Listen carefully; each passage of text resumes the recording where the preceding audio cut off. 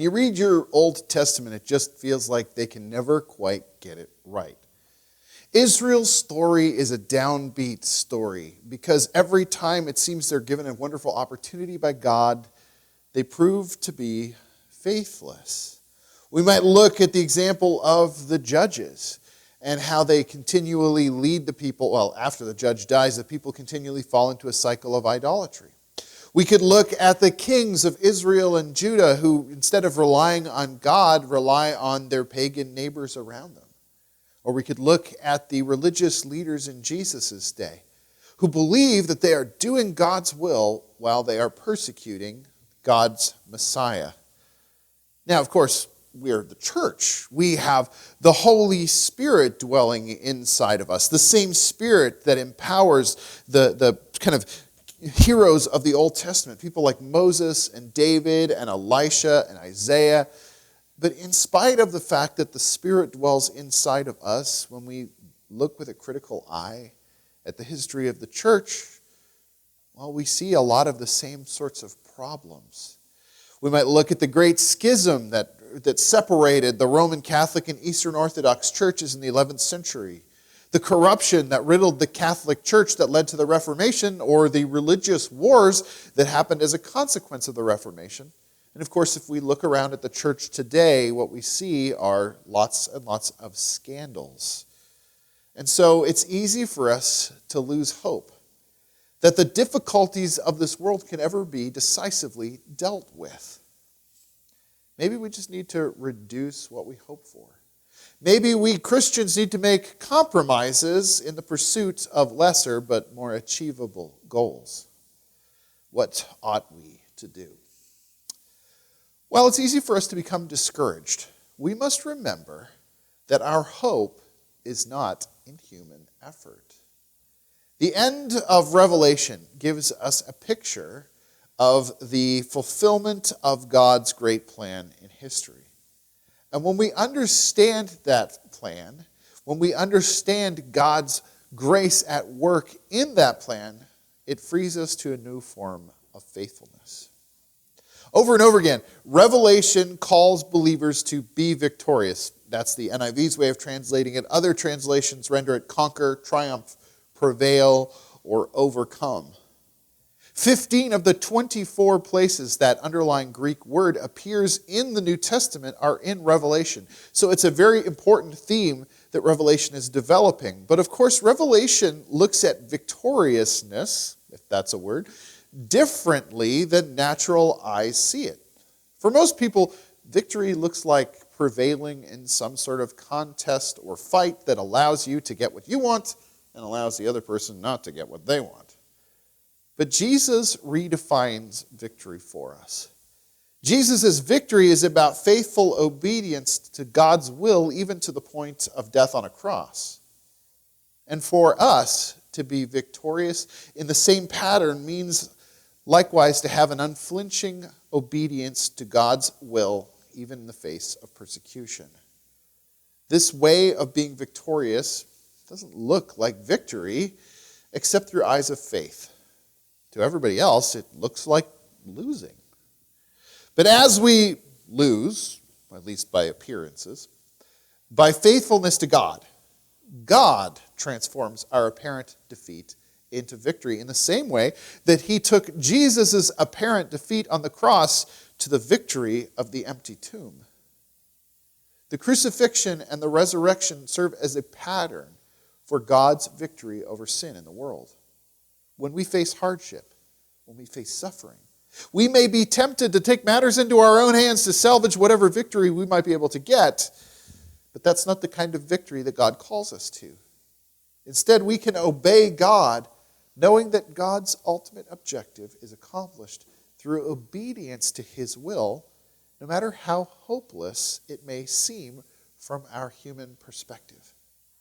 And so when we face hardship and suffering, when we feel like we're losing, we can hold on to the hope that God brings victory from what looks like certain defeat. We can rejoice and worship God who brings victory even from death. Since God has won the victory in Christ, we should respond to all of life's circumstances with worship and with faithful obedience. To do this, we must learn to trust God in situations where it looks like trust is misplaced.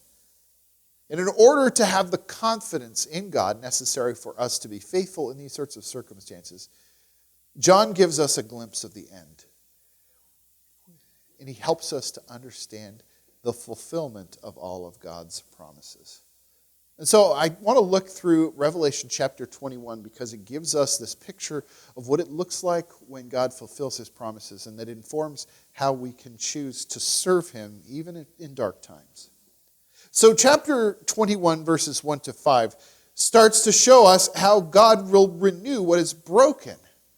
The story of new creation unfolds, of course, after the destruction of the spiritual forces of evil. So Revelation chapter 21 happens after the upheaval of God judging what was wrong. Babylon, the embodiment of human arrogance, has been destroyed. The dragon, Satan, has been cast out, and all people have been judged by God. Once the forces of evil have been decisively dealt with, God's creation is transformed. Read with me in Revelation chapter 21, verses 1 to 5. Then I saw a new heaven and a new earth. For the first heaven and the first earth had passed away, and there was no longer any sea. I saw the holy city, the new Jerusalem, coming down out of heaven from God, prepared as a bride, beautifully dressed for her husband. And I heard a loud voice from the throne saying, "Look, God's dwelling place is now among the people, and he will dwell with them, and they will be his people, and God himself will be with them and be their God. He will wipe every tear from their eyes, and there will be no more death, or mourning, or crying, or pain, for the old order of things has passed away." He who is seated on the throne said, "I am making everything new." Then he said, "Write this down, for these words are trustworthy and true." Heaven and earth are made new. Now, the new in new heaven and new earth is the Greek word kainos. This doesn't mean something that hasn't been around very long. That would be the Greek word neos. But rather, it is something that has the quality of newness, often improvement. Another point that we need to see from the original language is where it says heavens. Now we hear about heaven and we think about God's space, the place where his will is done. But the word in Greek and in Hebrew that we translate as heaven, in the case of the Greek it's uranos, actually just means the skies. And so when it says that there's a new heaven and a new earth, it doesn't mean that God burns down the place where he's been hanging out. Rather, it is a shorthand to say that the world that we stand on and the world that we see when we look up, all of this has been given this new characteristic of newness and improvement. Sin has been removed from the world, and we see that this creation is now as good as or better than the original creation that God talks about in the Garden of Eden. In new creation, God's will is finally sovereign over all. At the very beginning, the depths symbolize the chaos that God conquered when he brought creation into existence. In Genesis chapter 1, verse 2, it says, "Now the earth was formless and empty. Darkness was over the surface of the deep, and the Spirit of God was hovering over the waters." For the Israelites, then, the sea was the place over which God had not asserted his rightful control. He could, but he has not. And that it then becomes sort of the abode of demons, because that is the place where God is allowing things, allowing chaos to reign rather than the order. In saying that the sea is no more, John is illustrating how God's will is done on earth as it is in heaven. He has asserted his rightful authority over all of creation. We can look at it as God gave free will to human beings to use as they saw fit. Some chose to follow him, others chose to rebel against him, and now those who've chosen to rebel against him are no longer able to choose that against him. They've been dealt with. And those who are left are those who have received his grace so that they are able to live faithfully, and so God can be all in all. As a consequence of sin's destruction and creation's renewal, God can now live among his people. In the past, God had lived among his people in a tabernacle and later in a temple, Or, of course, in flesh. John picks up the language of the tabernacle in his description of the incarnation.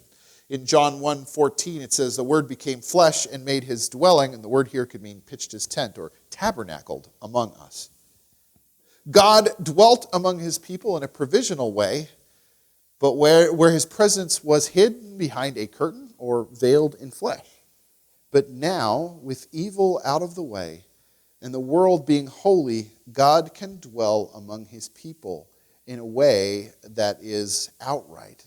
And so our hope for life with God is finally realized. As Jeremiah wrote long before the time of Jesus, the days are coming, declares the Lord, when I will make a new covenant with the people of Israel and with the people of Judah. It will not be like the covenant I made with their ancestors when I took them by the hand and led them out of Egypt, because they broke my covenant, though I was a husband to them, declares the Lord. This is the covenant that I will make with my people Israel after that time, declares the Lord. I will put my law in their minds and write it on their hearts. I will be their God, and they will be my people. No longer will they teach their neighbor or say to one another, know the Lord, because they will all know me, from the least of them to the greatest, declares the Lord. For I will forgive their wickedness, and I will remember their sins no more. God dwells with his people in a new creation. The second part of this story shows us how God will reward the just and punish the wicked. So in verses 6 to 8, it says this, he said to me, it is done. I am the Alpha and the Omega, the beginning and the end. To the thirsty I will give water without cost from the spring of the water of life. Those who are victorious will inherit this, and I will be their God, and they will be my children. But the cowardly, the unbelieving, the vile, the murderers, the sexually immoral, those who practice magic arts, the idolaters, and all liars, they will be consigned to the fiery lake of burning sulfur. This is the second death. Now, while the punishment of the wicked seems harsh, we need to remember that God's kingdom can only be the blessing that it is meant to be if wickedness is finally dealt with. In Adam and Eve's story, we see the consequences of a little sin creeping into God's good creation. After all, Adam and Eve just ate some fruit they weren't supposed to eat. What's the big deal? Well, it doesn't take very long before their son Cain is murdering their other son Abel. A few generations after that, Lamech boasts about killing a person just because that person had insulted him. And not long after that, God has to destroy the world in the flood as a consequence of sin. The only way that the new heaven and earth can avoid the fate of the old heaven and earth is through the exclusion of all wickedness. So that doesn't mean that God hates sinners. Rather, God says that he will give living water to those who are in need. God is willing to deal with human sinfulness through his own faithfulness by extending grace to sinners. Righteousness is a free gift from God, and God gives it to all who come to him because of his great love. He rewards people for being just, even though that justice is accomplished through the grace that he gives them as a gift. But God's grace transforms those who receive it. Paul explains the relationship between grace and works in Ephesians chapter 2, verses 8 to 10. For it is by grace you have been saved through faith.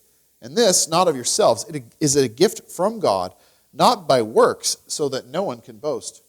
For we are God's handiwork, created in Christ Jesus to do good works, which God prepared in advance for us to do.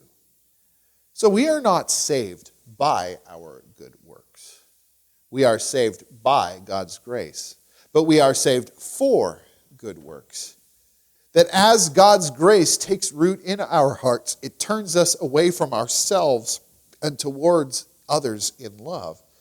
And so God's saving grace inevitably produces fruit that demonstrates its presence.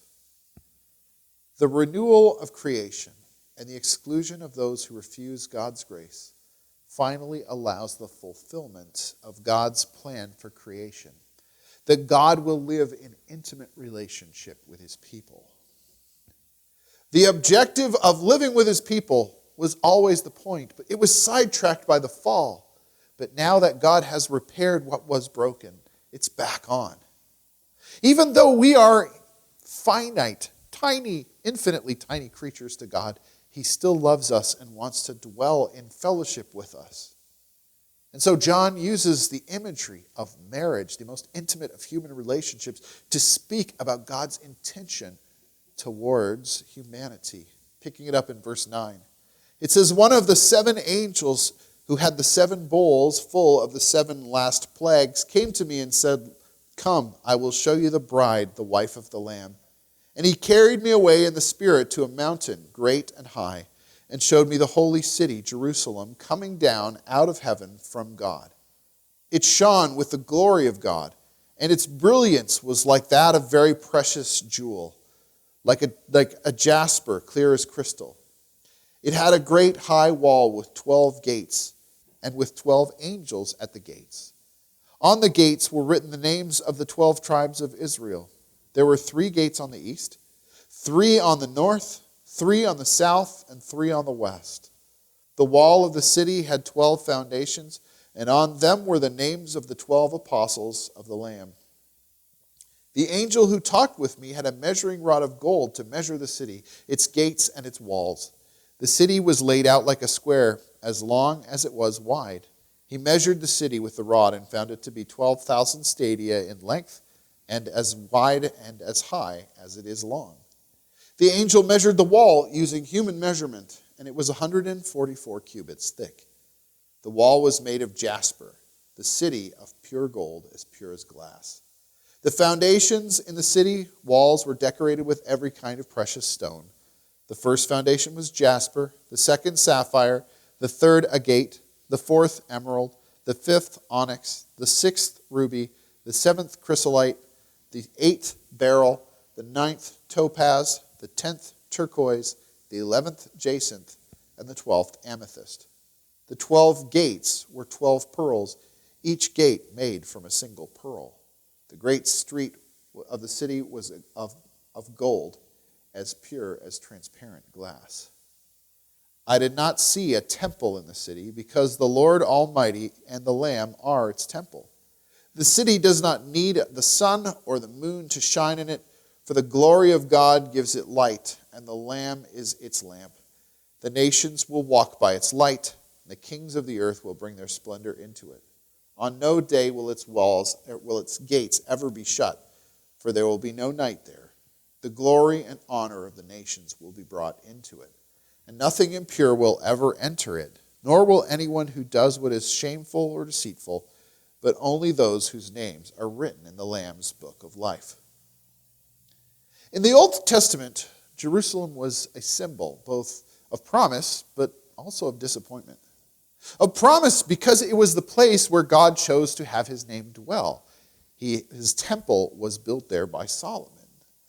But it's also a place of disappointment because its people failed to live up to the promises that God had made for them.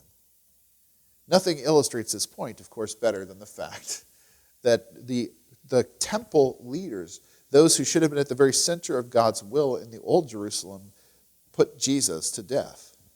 But in Revelation, we see a new Jerusalem coming down from heaven as a gift from God.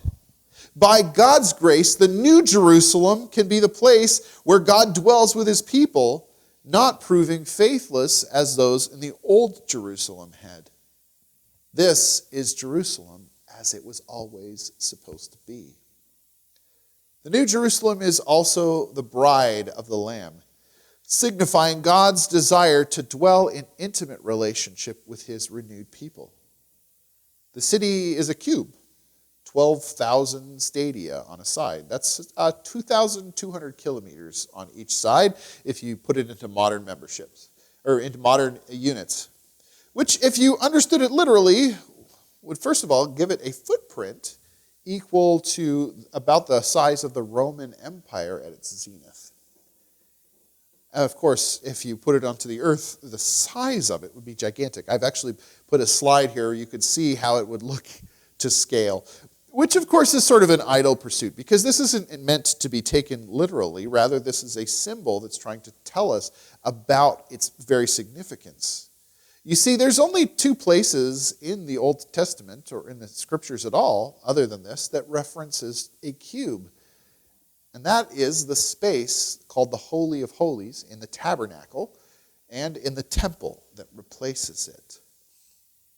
And so the picture here is that the world, the entire world, because this is basically the size of what they understand the world to be, the entire world is filled with the manifest presence of God as it would have been experienced in the Holy of Holies in the tabernacle and in the temple. This is a picture of God's manifest presence enveloping the entire world. There's no temple here, no space set aside for God, because the whole world is filled with God's presence in a way that could only have been hinted at in the tabernacle or even in the incarnation. It is a wonderful picture of what God has done. But is it more than just a story that we can tell ourselves to encourage ourselves?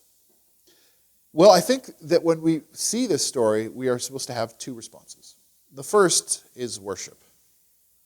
Our natural eyes see in Jesus a man who is humiliated by Roman power at his crucifixion.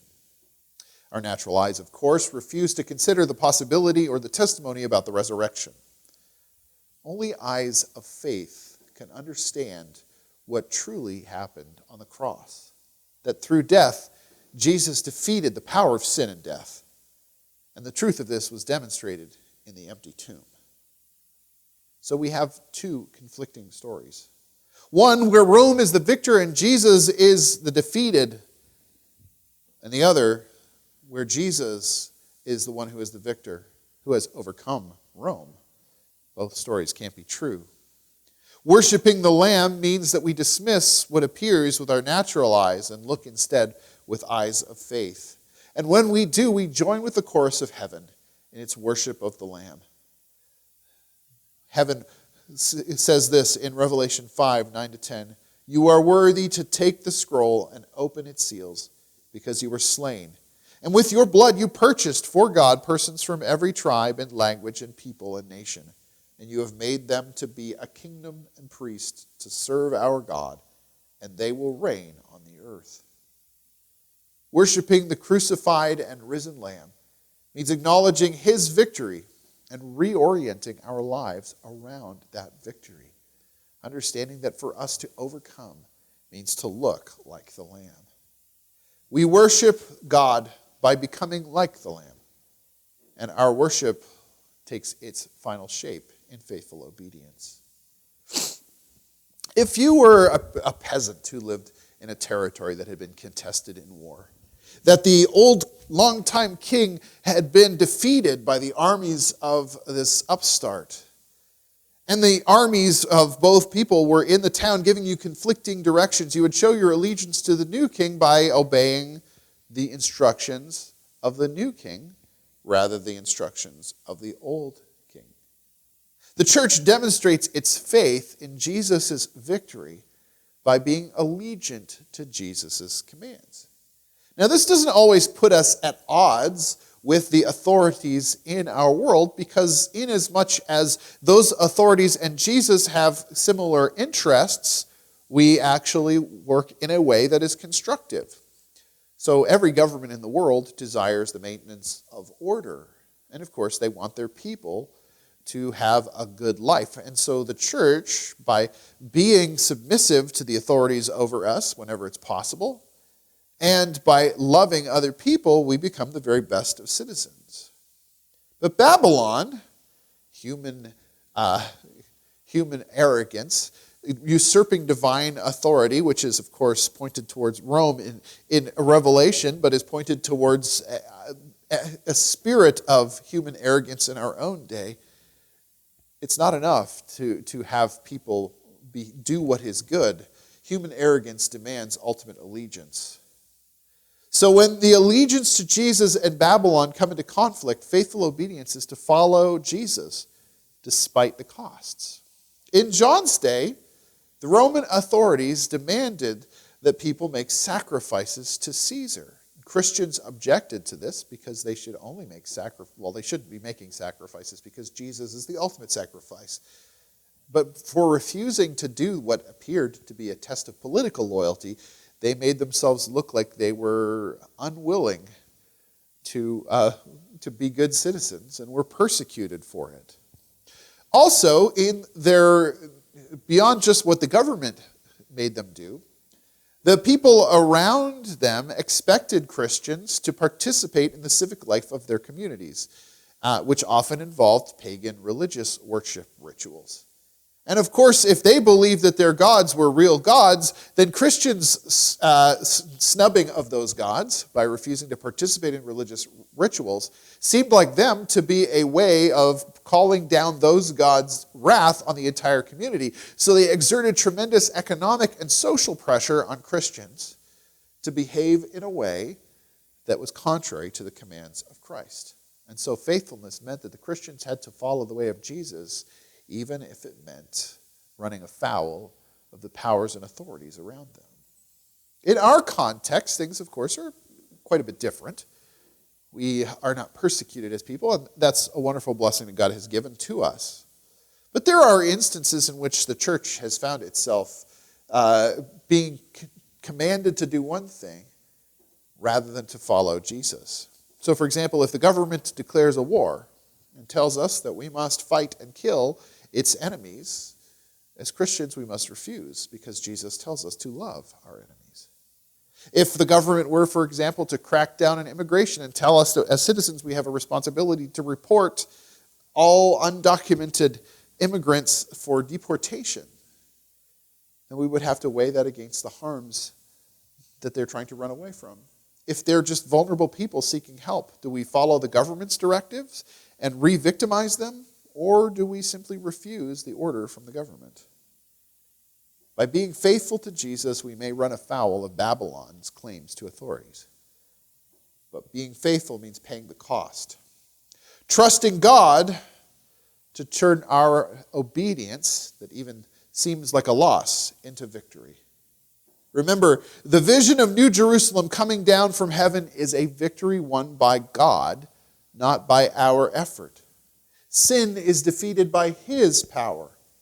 We must concern ourselves with faithful obedience, leaving the victory part to God.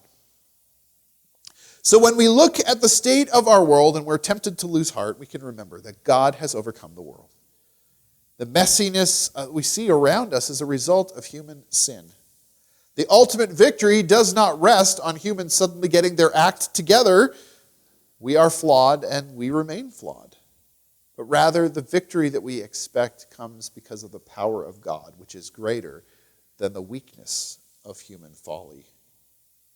Our response to God is to faithfully serve Him because He has already won the victory. No matter how dark things get, we can find peace knowing that we are in good hands. The victory rests on God, and He is faithful.